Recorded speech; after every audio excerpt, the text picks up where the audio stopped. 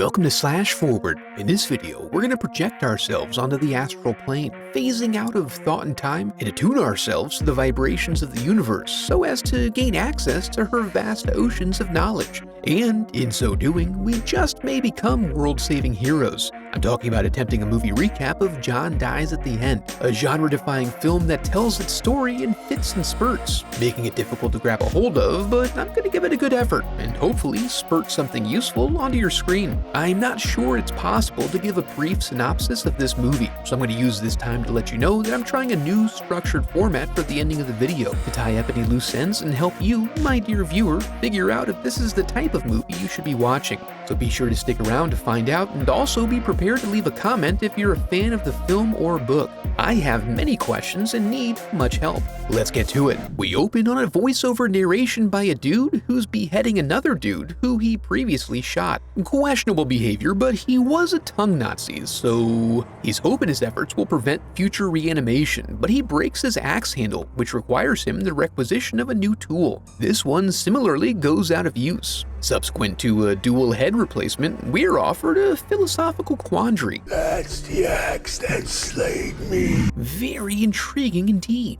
We then transition to a town square where there is located a Chinese restaurant, where we meet David Wong. He's under the influence of an unknown narcotic that provides enhanced observational abilities, which he demonstrates by instantly knowing the exact quantity of rice on a plate. So he's got that going for him. He's here to meet Arnie Blonstone, a journalist he's enlisted to record his crazy story. And Arnie's hoping to get a scoop on the strange spiritualist exorcist group David's a part of that seems to revolve around this mysterious drug. To get there, we return to the prior morning, when Dave is summoned to his friend John's apartment with his gear and some beer. He arrives to find that John has a visitor, Shelley, who needs their help expelling her abusive boyfriend, who's been dead for about 2 months. It's gotten so bad that he's even lightly abraded her temple. Now, the rarity of a spiritual entity that can manipulate physical reality is something that's worthy of further investigation. They arrive at the house and go to the basement where she's had the most sightings. They don't find much, but they do find meat. But when John mentions offhand how Shelley looks like his friend Amber, Shelley's physical opposite, they realize that Shelley herself is the apparition. She confirms this by further apparating into snakes.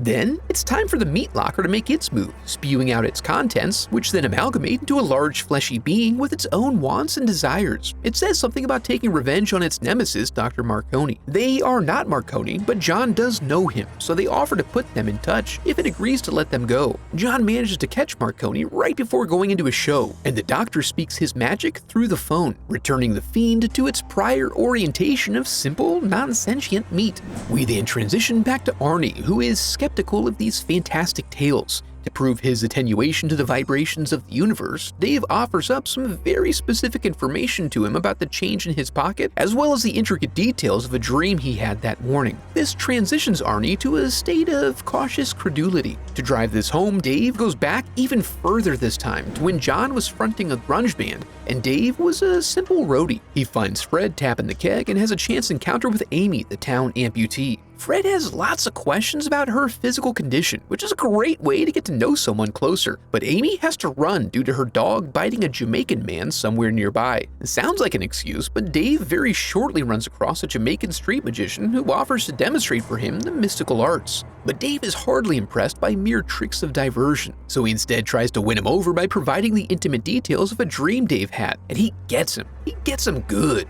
Then, with a little boop of the nose, he offers skeptical Dave the power of foresight, which is rejected. When he gets to his car, Amy's dog Barkley is there waiting for him. He aims to return him, but on his way home he pukes up that roach. And now, things are starting to seem a bit strange. He then wakes up to John calling him for help at his apartment, but Barkley is still there. When they arrive, John is having some sort of an episode, and is convinced there is some sort of large, dangerous thing inside his apartment. Dave decides to take his friend to get his stomach pumped, but first confiscates his gun and the likely cause of his hallucinations. Dave attempts to diagnose the issue, but John is not forthcoming with information, and also would prefer not to rack up a hefty hospital bill, so they end up at a diner instead, where John confides the magician gave him the syringe, and now he finds himself phasing through time and space. seems flaky, but becomes physical reality when Dave then gets a frantic call from John in another time, trying to warn him not to come over. When John finally cashes out, Dave takes a moment to remember St. Christopher and seeks help from the church for some under-the-table treatment. But as the father proceeds through a virtual diagnostic, Dave feels a little prick in his pants and pulls out the capless syringe. He almost immediately sees into infinity and is offered a different type of help by the father. Waves of maggots over oceans of rot. As he tears off down the road, he is unexpectedly assailed by a little suckling slug. This, we come to learn, is Roger's favorite technique for keeping his abductees in check. Despite having the upper hand, he starts blubbering about Korok and single shoes laying by the road, and he becomes overwhelmed by the sheer magnitude of beauty in the world. This is distracting enough to allow Dave to pop the cigarette lighter and burn that nasty sucker right off his titty, making intense prolonged eye contact before throwing it out the window. He then leverages the gun to compel obedience. Unfortunately, when he takes the extra time needed to curb stomp that little organelle freak, his abductor slips away, and before he can even think of pursuing, he's confronted by the police. In the interrogation, his body begins to vibrate with the power of true sight, allowing him to see the totality and predict the upcoming questions. Turns out, his pal John was the sole party who did not die or go missing after a raging after-party the prior night. They're suspecting tainted drugs were the culprit, and the likely provider skinned alive to death.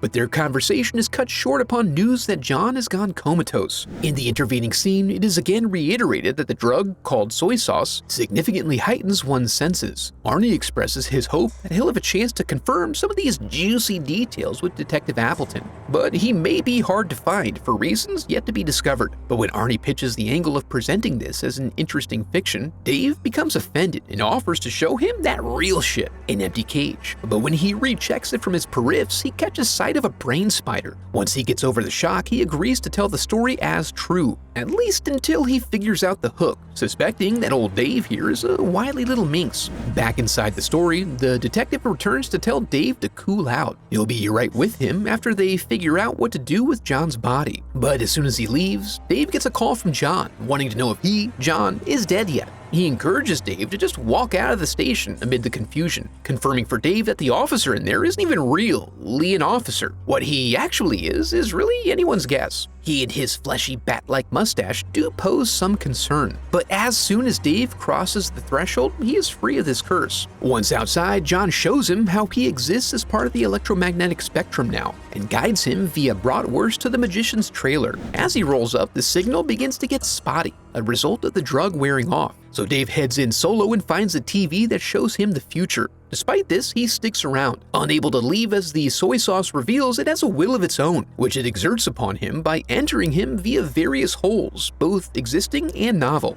This transforms him into a star child and reveals to him many non-sequitur scenes before depositing his psyche back into the flesh shell that he left behind in the trailer. The two men have a conversation about the night the detective got called to this scene. He witnessed an event and returned to it later to find Justin acting fairly normal. This has him convinced that something strange is afoot, and it's inside us, and we may not know it's there. So he has resolved to eliminate as much strangeness as possible. This includes Dave, who is struck by a fortuitous slug that, through his own supratemporal distraction of a basic quality check, is deadened by an errant insect. This allows him to reawaken before the burning, at which point he is saved by his loyal friend Barkley, through whom he now communicates with John. John reveals that Fred and Amy are the only other survivors of the after-party and are being held by what was once Justin. Justin, of course, is overtaken and poised to hatch, much like the magician. Dave and John, it seems, were able to metabolize the soy sauce through pure biological luck.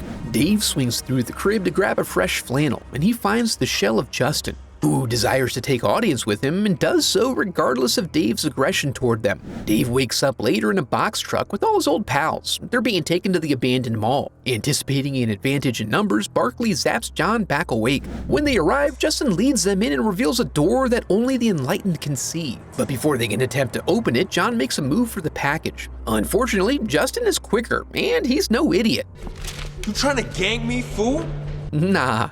When he goes out to check the trash can, we find the Burning Man is back burning men. Luckily for him, they waited up because he had wanted to give them a ride. Unfortunately, they don't get far before his eyes explode for some reason, and they're all put at risk of being overtaken by the celestial gnats, which end up choosing Lucky Freddy as their new host. Fred doesn't realize that he's been infected, so they mercifully assign him the job of flagging down a motorist for help, and so they can give him the old yeller before burning his remains. Afterward, they gather armaments and reapproach the ghost door, which requires a phantom hand to open. Luckily, they have one, but it's boys only from this point on. Inside this cavern, they find a monolithic veil, from whence emerges Roger. Roger reveals that he and Marconi and others like them have been working on saving the world from Korok. Korok resides just beyond the veil, and if they want, he's been holding on to this hallucinogenic bomb they could use to destroy him, which would really be favorable for life on Earth. When they pass through, they're surprised to be welcomed with open arms and bare chests by a strange cult that has been awaiting their arrival. Their arrival has been prophesied, and they're revered in this culture for their ability to pass through the veil. After taking up their thrones, we're treated to a projector presentation of what this world is like. Basically, it's Earth. Except on this Earth, Cyrus Rooney lived a long, full life and spilled his genius all over the place. His greatest creation, Korok, was a living intelligence that assimilated all knowledge. And upon Rooney's death, Korok commenced with re-educating the populace. They're then led down a private hallway and into a great pit that's filled to the brim with the rumbling, undulating mass of sentience that is Korok.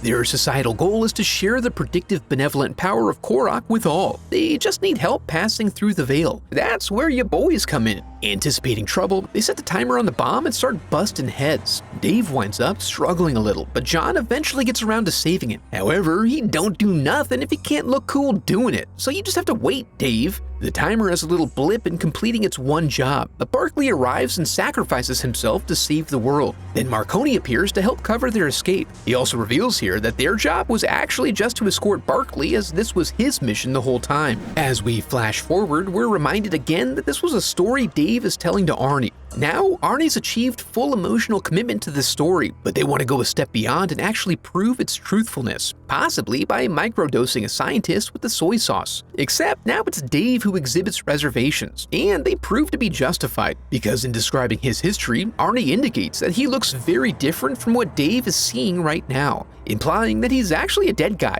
appearing as a projection of Dave's soy sauce-riddled brain. Once this is confirmed, Dave proves it further by causing Arnie to poof out of existence. That's basically the end, except for a credits sequence where the boys are hooping their brains out and find another dimension to visit. The interdimensional police are hoping to enlist their help in fixing their planet. The boys make like they just need to go home and put on some fresh clothes real quick, but they're not coming back. So this is an interesting movie to start with this new format, because it's fairly hard to nutshell, and I'm not sure if it's possible to provide more explanation than questions, due to the nature of how this rolled out. This movie is based on a book, so as always, we'll have to assume there's a lot more detail and fleshing out of various plot points that didn't make it into the film. But some points of clarification. It seems that soy sauce is unleashed for the purpose of identifying people who are able to handle it. If you can't, the drug has a tendency to infect and kill its users, spewing little bug alien swarms into the air that then infect other people. If you're able to manage the soy sauce, you become one with the universe, tapping into enough extant information about everything that you can essentially predict the future. How it allows you to time travel and phase into the astral plane is unclear. Barkley got on that soy when he bit the magician, something that was only referred to briefly in the beginning of the movie. Because of this, he understood his role in the broader plan to stop Korok, and was a willing participant in the sacrifice. If that makes you feel better about it. We don't really know that much about the soy sauce, where it came from or why it's here. Why does it kill and infect people? If it came from Korok's planet, and I'm not sure it did, wouldn't that imply they already have the capacity to cross through the veil? Also, if it's known that John and Dave are the chosen ones, why would the sauce have to be delivered to anyone else? But then also, why would they not know about Barkley? Amy served a very specific purpose in the movie. Fred brings up the phantom hand condition earlier, and then it's revisited when she opens the ghost door. That's great, but then how are Marconi and Roger already in there? Also, John and Dave had a ghost hunting business before their special powers? How do zombies fit in again? I'm not sure I could have picked a movie that raises more questions. Again, I think a lot of this just comes from trying to fit a ton of cool stylistic strangeness from a novel into a movie. A very difficult feat for sure. While there may be answers for these and other questions in the movie or book, I'm sure one could also make a broader logical argument that these were the necessary machinations that had to be put into motion to create this particular desired outcome, given the fact fact that there were competing forces at work in Korak and Marconi. It's basically the final battle of Infinity War 10 years earlier. With all that said, I think this movie did have enough overall charm to carry it through. While some of the minute details lie beyond our grasp, Don Coscarelli did a good job tying the broader plot points together within the movie, which lent it some degree of cohesion. In addition, it was a very ambitious endeavor. You have to respect Don, the man who did everything he could to scrape together enough finances to keep the Phantasm franchise independent so he could realize his own personal vision for aiming high and taking on these difficult projects simply because he wants to. And finally, should you watch this movie? If you're a fan of the source material, I assume you should. If not them, then who? I know it's hard to accept a representation of a beloved piece of media when it doesn't conform to the view you had, but in this case, this seems to be in the spirit of the source material. For instance, Dave saw Arnie as Paul Giamatti because that's how he envisioned him from talking to him on the phone. You could just view the entire movie as a meta version of that concept. In any case, just try not to be a dickhole about it. This film will also appeal to fans of the surreal. It definitely takes you on a trip, and the story is like super quirky, you guys. It's not like other movies. Lastly, fans of genre mashups should be pleased here. This is a horror comedy sci-fi with alien infections, spirituality, zombies and ghosts, etc. You are not likely to find too many offerings similar to this one. Before we go, I'd like to give a huge thanks to my donors, memorialized in the Hall of Headshots.